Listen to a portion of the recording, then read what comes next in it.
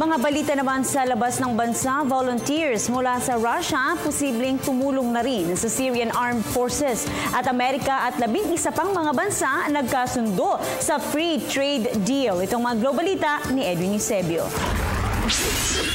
Nagkasundo ng Amerika at 11 pang mga bansa para sa malawak na free trade agreements.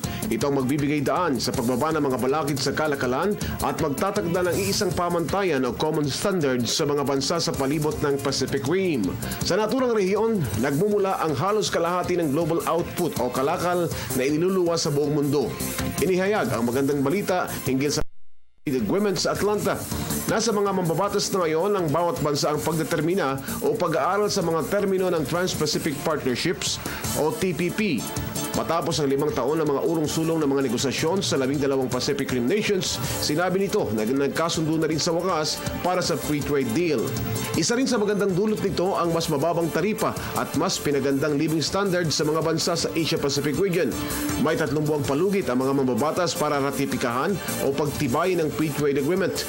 Ayon sa mga analyst, ang Trans-Pacific Partnership ay magpapalawak sa oportunidad ng Amerika sa Pasipiko at maaari nitong labanan ang lumalagong impluwensya ngayon ng China na pangalawa na sa world largest economy. Isiniwalat ngayon ng isang mataas na mambabatas ng Russia na may mga unit na ng Russian volunteers, kabilang ang mga veterano sa digmaan sa Eastern Ukraine, ang maaaring sumanib na sa Syrian government forces. Sila ang mga sumasagupa sa Islamic State rebels at iba pang terrorist groups sa Syria. Admiral ng Russia ang nagkumpirma na posibleng pagsama ng Russian forces sa ground offensive laban sa mga rebelde sa Syria. Sa kabilang dako, humihingi ng paliwanag naman ang NATO matapos ang ulat ng panghihimasok ng mga Russian jets sa northern Syria. Katwiran naman ang mataas na opisyal ng Moscow, overflight lamang o lumagpas ang mga Russian jets sa boundary dahil sa masamang lagay ng panahon.